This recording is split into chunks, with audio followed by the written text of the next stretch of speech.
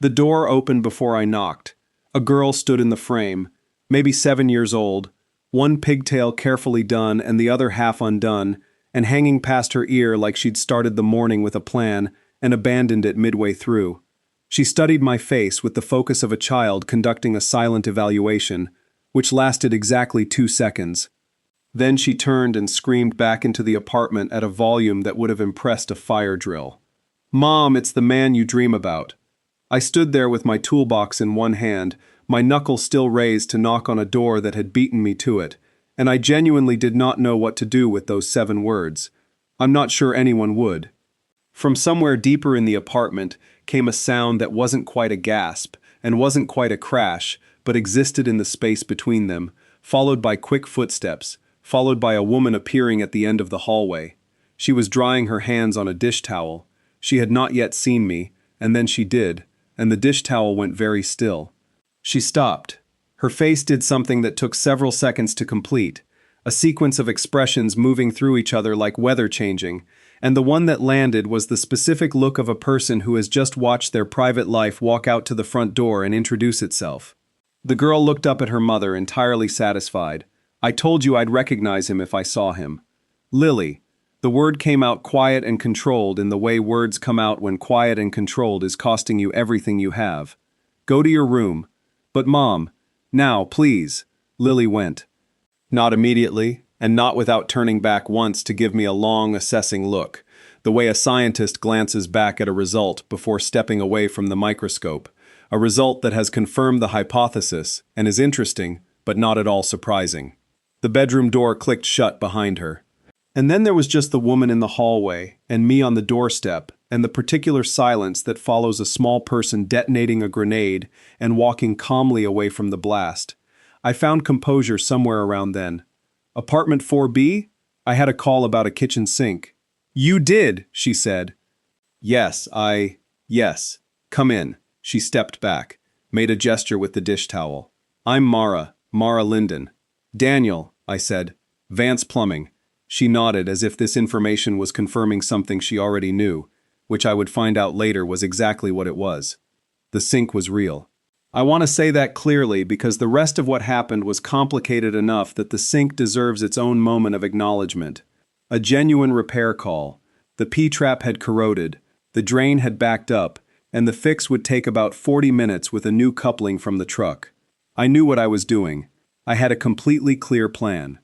What I did not have a plan for was Mara Linden standing in her kitchen doorway with the dish towel still in her hand, watching me with an expression I couldn't find the word for, while I knelt on her kitchen tile and tried to remember that I had come here to fix a pipe, and not to wonder why every time I glanced back over my shoulder, she looked like a person who was deciding whether to say something she had been holding for a very long time. "Can I ask you something?" she said. "Sure. You have to be honest." "Plumbers are structurally incapable of lying," I said. "Professional liability." Something moved at the corner of her mouth. Not quite a smile. The precursor to one. The shape a face makes when it's being careful. Has that line ever actually worked? Not once. What's the question? She looked at the closed bedroom door across the hallway, then back at me. She took a breath I could see her take, the deliberate kind. "She described you," Mara said. "Lily describes everything.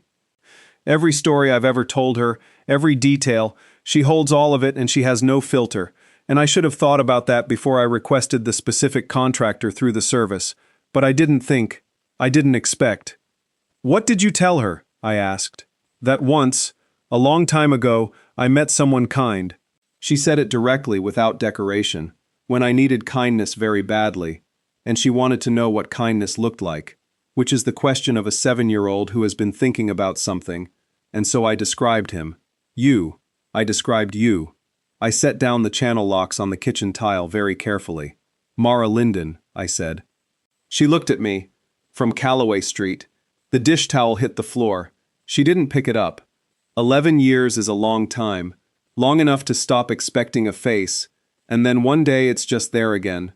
Older, more careful, watching you from a kitchen doorway like you might disappear if she moves wrong. 11 years ago I was 24, running service calls for my uncle's plumbing company out of a second-hand panel van that had seen better decades. We got a call from a house on Calloway Street. Burst pipe, water through a ceiling. The kind of job you run on. I ran on it. The woman who opened the door was 22 with her hair pulled back and paint on one forearm, clearly in the middle of 4 things at once, and she thanked me for coming with such specific and particular relief that I thought about it for days after I left. I noticed things about that afternoon. I noticed the apartment was rented. I noticed there was a man's name on the utilities but no man in the house. I noticed she made coffee and brought me a mug I hadn't asked for, and she sat at the kitchen table while I worked and asked me 3 questions about myself. Actual questions with actual follow-up. The kind of listening you don't forget precisely because of how rarely you encounter it. She asked what my uncle was like to work for.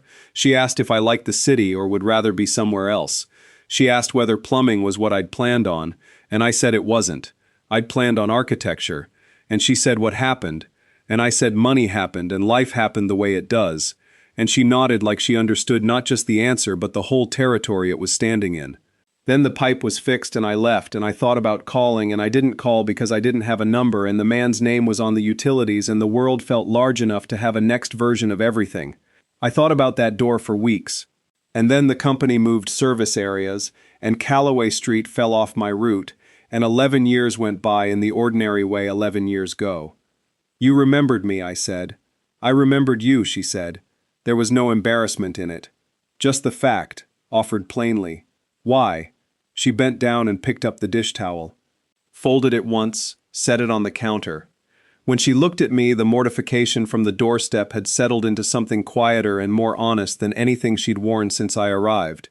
Because that was the first time in about 2 years, she said, that I had a real conversation with someone where no one was keeping score. I didn't say anything to that. Some sentences don't need a response, they're already whole. I was married, she said, to Victor. 3 years at that point. He was...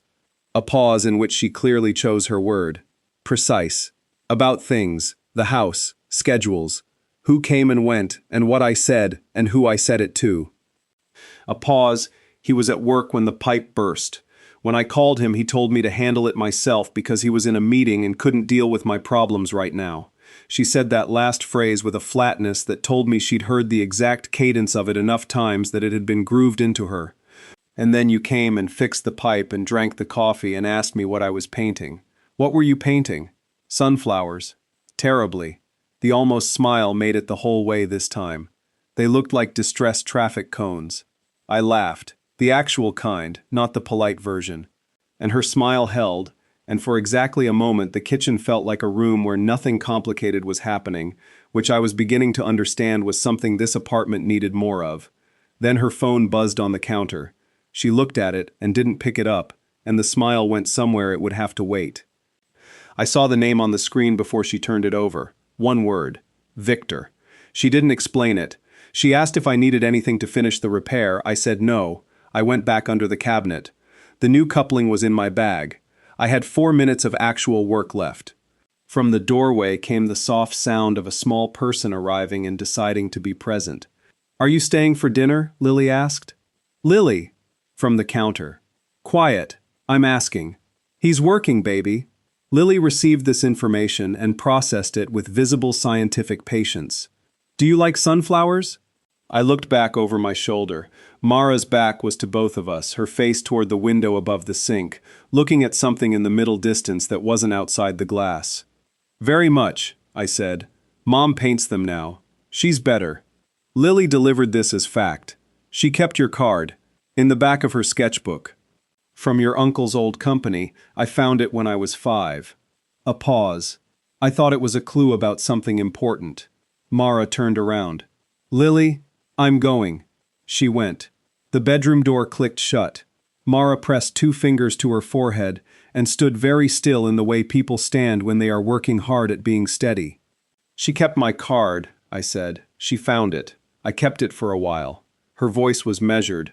For the same reason I kept a lot of things from that period. A library receipt, a bus schedule, things that reminded me the world outside the house was still there and still real. She looked at the counter. I had your card in the back of the sketchbook for years. I hadn't thrown it away, and then she found it, and I told her the story, and apparently she decided to file it away for later. A long pause. She is extremely thorough. She is, I agreed. The phone buzzed again. This time Mara looked at it. Whatever she read in the next few seconds changed something in her face.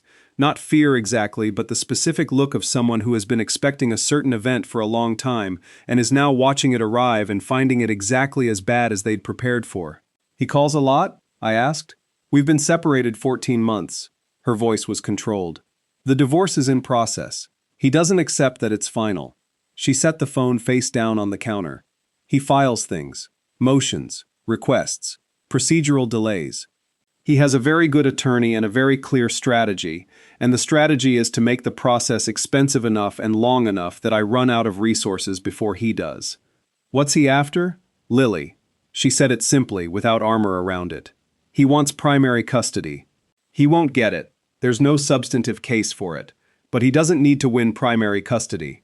He needs to win enough of a custody argument that the schedule becomes complicated and contested, because a complicated contested schedule is expensive to maintain and keeps me legally attached to him for years.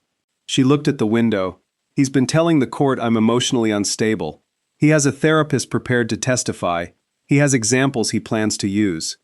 A pause. The paintings are one of them. Apparently painting sunflowers in significant quantities indicates obsessive tendencies. I fitted the coupling into place. That's a creative interpretation of sunflowers. He's creative, she said, when it serves him. I ran the water. Clear and strong, the drain opening clean and fast. The sound a fixed thing makes when it's truly fixed, and not just temporarily masked. Your sink's done, I said. I didn't move toward the door. She made coffee. I probably should have packed up and left, and somewhere in me I registered that should, and I stayed anyway. We sat at the kitchen table. The same configuration, 11 years later, different apartment, and she told me the rest of it. Not all at once, and not in order. In the way people tell hard things when they've finally found someone who will listen without keeping score. Slowly, with pauses, losing the thread and finding it again. Doubling back to the parts they'd glossed over, and going through them more carefully the second time. Victor had always been meticulous. In the marriage it had looked like care, the planned dinners, the organized finances, the structured conversations about the future, the way he remembered things she'd mentioned once in passing and referred back to them weeks later as though he'd filed them. She'd mistaken that for attention. She understood too late that meticulous and controlling are the same word with different lighting, and that the difference only becomes visible when the careful structure turns in a direction you didn't choose, and by then it's load-bearing and you are standing inside it, and the walls are the walls. The criticism had started small and stayed small for a long time, which she said was the part people found hardest to believe when she tried to explain it. It was never dramatic. There was no scene you could point to and say, there. That was when it became something. It was the comment at the dinner party about how she'd told a story wrong. Not to her, to the room, with a small correction and a smile, as though he was simply being accurate. It was the way he summarized her feelings back to her in conversations, in a version that was slightly different from what she'd actually said, until she began to doubt whether she'd said what she thought she'd said. It was the list he kept, in a notes app on his phone, of things she'd agreed to and then done differently, and the way he referred to that list in a certain tone. Not angry, never angry, just informational. Just keeping the record straight. After Lily was born, his attention shifted outward. She described it the way people describe things they've had years to process and still haven't finished processing. Clinically, with the careful vocabulary of someone who has had to talk about it in rooms full of strangers and has learned to do it without breaking open every time. He began documenting her location at specific times, her conversations, her appointments, who came to the apartment and how long they stayed. It was thorough the way everything about Victor was thorough, which meant it was also invisible, filed away, never referenced unless it needed to be, present only as a pressure she could feel without being able to name. He never raised his voice, he never had to. The documentation itself was the message, the constant, quiet demonstration that she was being measured against a standard she hadn't agreed to and would never fully meet. The folder in the briefcase was just the most visible version of something that had been operating from the beginning. She just hadn't known what she was looking at until the day she did. She started leaving before she left. The way you do when you know you have to, and you know you have to be careful. $40 a week into an account with only her name on it, for almost a year before she went. She had figured out how long it would take to have enough. She made herself wait until she had it. The night I left with Lily, she said, the pipe in the new apartment was already dripping. I called 3 plumbing companies before I found one with a Sunday slot.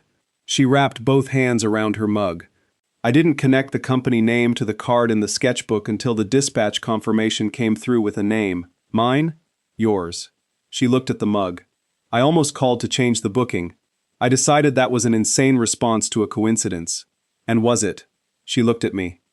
Clearly, based on how today has gone, it was not. A pause. I was not remotely prepared for Lily. She seems like a difficult person to be prepared for.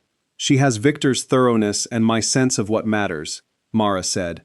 And the combination of those two things is, she found the word, significant. She is going to be unstoppable when she's older, and I am very proud of her, and also mildly terrified, which I think is how it's supposed to feel. Tanquote. The almost smile arrived again, warmer this time, with something real behind it, and then her phone buzzed again. She looked at it this time, and I watched her face go through the weather change again, faster than before. What is it? I asked. She set the phone on the table without turning it over. His attorney filed a notice. Her voice had gone flat with the particular effort of keeping it level. He's petitioning to move the custody hearing. From when? From April. She checked the screen once more. To Monday. This coming Monday. She put the phone face down. That's 60 hours from now. I stayed very still. He's claiming new evidence of emotional unfitness, she said. He's requesting an emergency review. What new evidence? She looked at the table for a moment before she looked at me.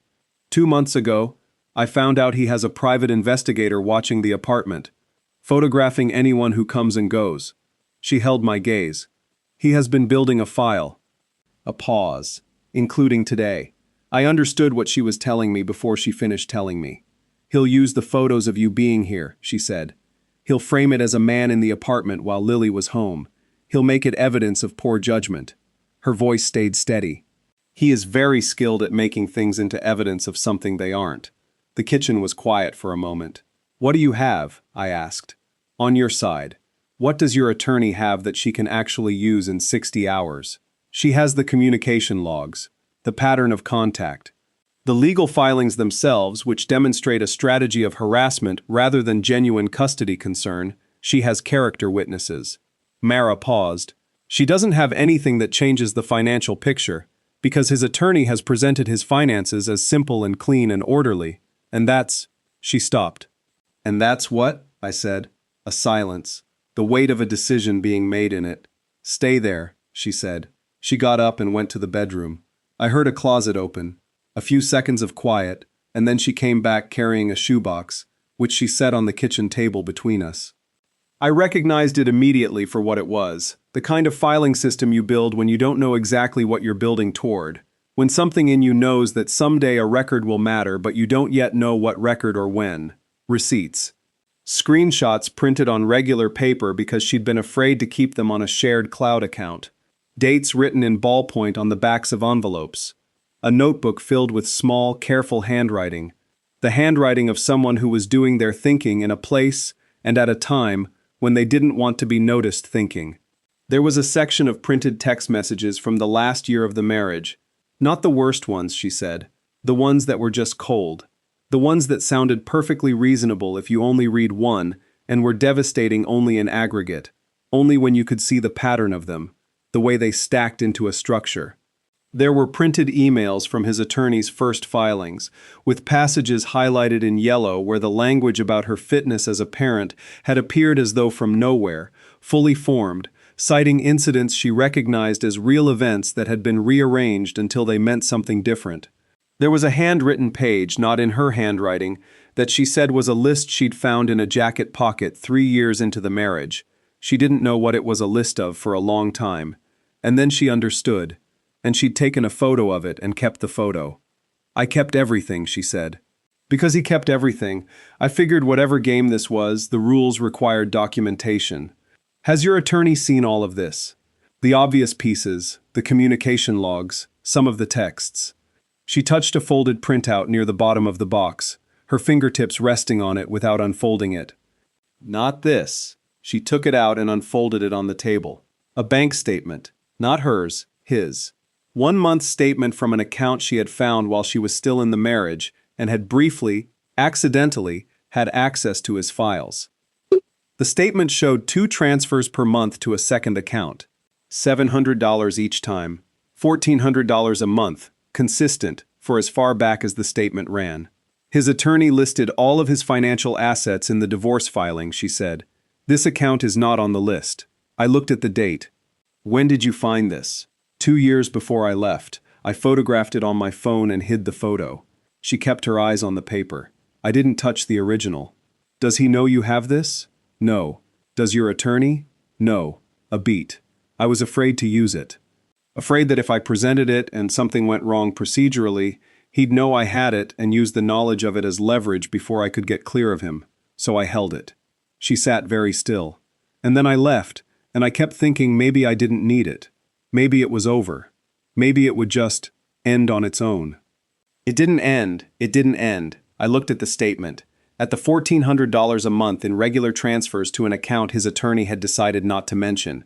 At 14 months of proceedings in which Victor's team had painted a picture of a straightforward man fighting only for fair access to his daughter.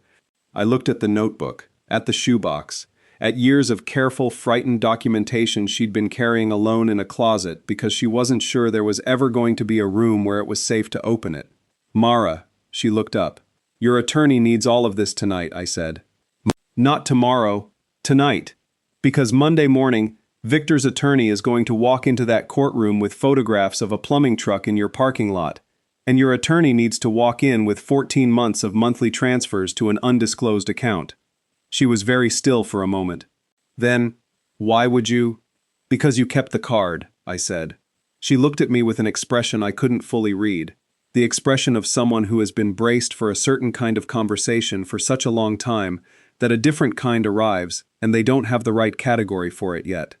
Then she picked up her phone and called her attorney. The call lasted 42 minutes. I know because I looked at the clock when she stepped away from the table, and I looked at it again when she came back. While she talked, Lily appeared in the kitchen doorway for a glass of water.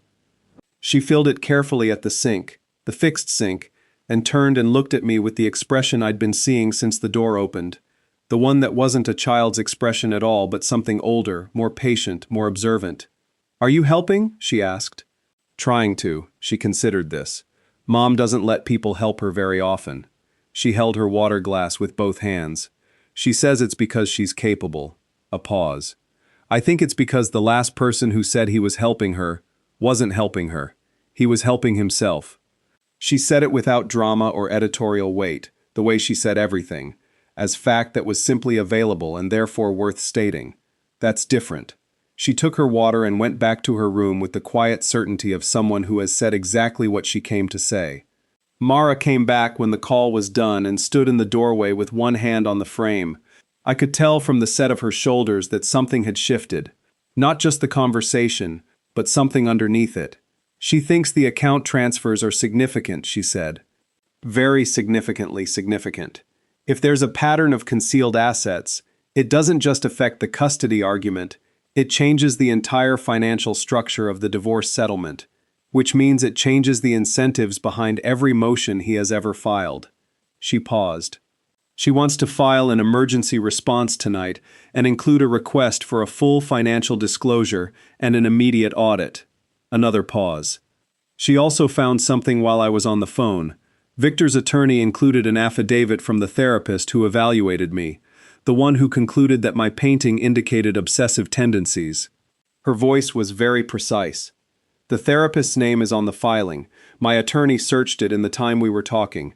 That therapist has done paid consulting work for Victor's company, twice, in the past 3 years. The kitchen was very quiet. His psychiatric witness is on his payroll, I said. His psychiatric witness is on his payroll, she agreed. I packed up the toolbox. She walked me to the door and we stood in the small entryway, in the way you stand when you are not quite ready to be on opposite sides of a door, but both of you know you need to be. Monday, I said. Monday, she agreed. You'll go in with everything. Everything. She was holding the shoebox against her chest now, both arms around it. 2 years of everything. Your attorney will know what to do with it. She sounded like she would. Mara looked at me. You should know the photos will still be filed. His PI documented today.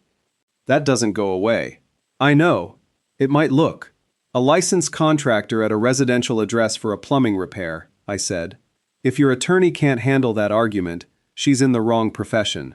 That earned the full smile. The real one. The version that exists without any weather in front of it. I had been waiting to see it since I walked through the door, and I understood, watching it, why Lily had kept the card. I picked up the toolbox. Mara, she looked up. The traffic cones, I said. I'd like to see the sunflowers when they don't look like that anymore. She held very still for a moment. Then she said, quiet and exact. Ask me Monday. After. The 60 hours that followed were not dramatic in the way the best 60 hours of your life sometimes aren't dramatic at all, because the meaningful things are happening somewhere you aren't. In a law office, in a courthouse electronic filing system, in an attorney's Sunday night scramble to build an emergency response around a bank statement that had been waiting in a shoebox in a closet for 2 years, patient as a fact. I spent some of those hours on the phone with a friend who practiced family law, checking whether the PI's surveillance constituted anything actionable. It didn't. Taking photographs from a parking garage of a person in their own apartment was apparently not a crime, which is a sentence that sounds wrong but is accurate. I spent some of them looking at my phone without a clear reason to be looking at my phone.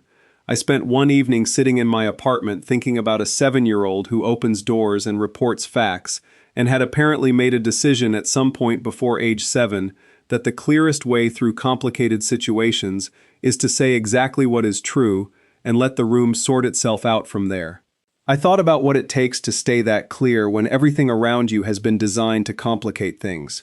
I thought that Lily had probably learned it from watching someone who had managed to stay clear despite years of pressure to doubt herself.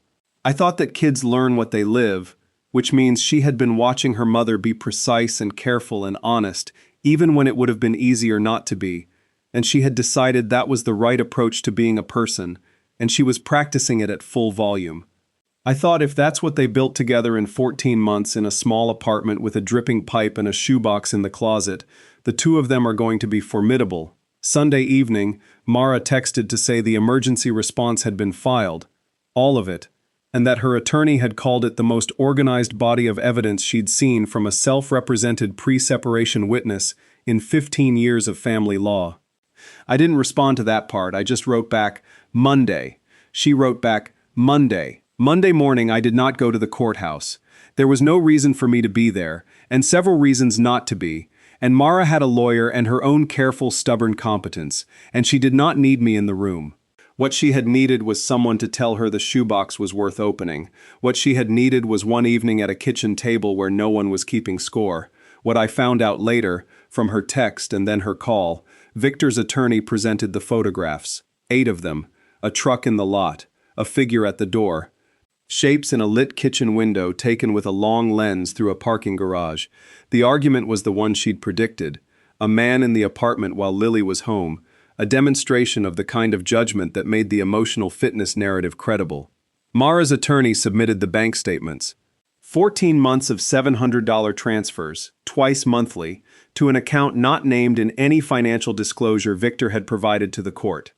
She submitted 4 years of entries from a small notebook written in Mara's careful handwriting, a documented pattern of monitoring, control, and deliberate isolation. She submitted the therapist's conflict of interest, the consulting history, the financial affiliation, the paid relationship that made the sunflower obsession affidavit something considerably more complicated than an independent clinical opinion. The judge looked at the affidavit, looked at the consulting records, looked at Victor's attorney, 3 words, motion is denied. The text came while I was under a different sink on the other side of the city, which is the kind of thing the world does sometimes, just to make a point about ordinary life continuing along the edges of extraordinary ones. He had to leave the courthouse without winning something for the first time in 6 years. You should have seen his face. And then, 40 seconds later, the sunflowers are in the second bedroom. They are not traffic cones. Come see them sometime. I read it twice. Typed back, Sunday. If Lily approves the booking. The reply came in under a minute. She says she already did. She says she knew you'd be back. I sat on someone else's kitchen floor with my phone in my hand and thought about a 7-year-old who opens doors and states facts, and apparently makes advance reservations on behalf of events she has already decided are going to happen. Of course she did, I typed. Of course she did, she wrote back. I've been trying to find the right word for what it is that Lily did, and I keep coming back empty-handed. It wasn't strategic. She wasn't performing or orchestrating anything.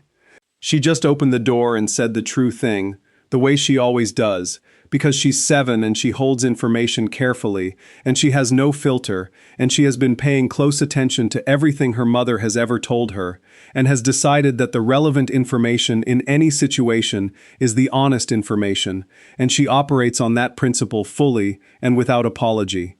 She believed her mother's story was worth paying attention to. She believed the details mattered. She believed that the people in the story were real people who existed somewhere in the actual world, which meant they might someday appear at an actual door. She was right, on all counts. Mara kept a business card for 11 years in the back of a sketchbook because one afternoon, during 2 years of careful silence, someone sat in her kitchen and asked what she was painting and waited for the answer. She kept it the same way she kept the bank statement, not knowing whether it would ever matter, knowing only that careful people keep the things that might. Both of them mattered. Both of them, at the right time, mattered completely. What I keep thinking about is this. For 2 years, Mara carried a piece of evidence that could have changed everything. She didn't use it because she was afraid. She was afraid because she was alone with it. And alone with something large is not the same as being safe with it.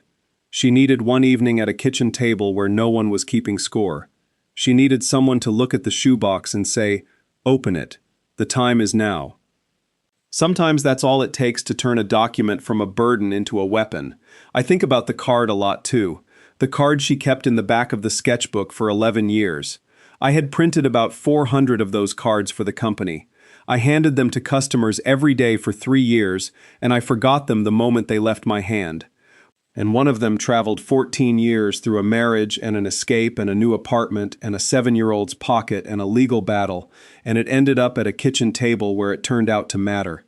You can't know which of the things you do will be the thing that matters to someone. You can't know which conversation will be the one that a person holds on to, or why, or for how long, or what it will mean when they finally open the door and find out it was real. You can only do the thing right while you're doing it. Ask the question, and wait for the answer. Drink the coffee.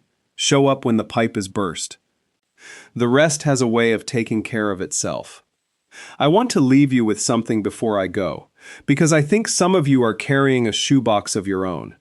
Have you ever held on to something, a name, a memory, a moment, a piece of proof, for years without knowing if there would ever be a day when it was useful, and then had that day arrive? And underneath that, is there someone in your life right now who quietly kept a record of who you are? Someone who noticed something real about you at a moment when you needed to be seen? And have you ever told them that you knew? Leave it in the comments. I'll be reading. If stories like this one find you at the right moment, subscribe. There's more where this came from.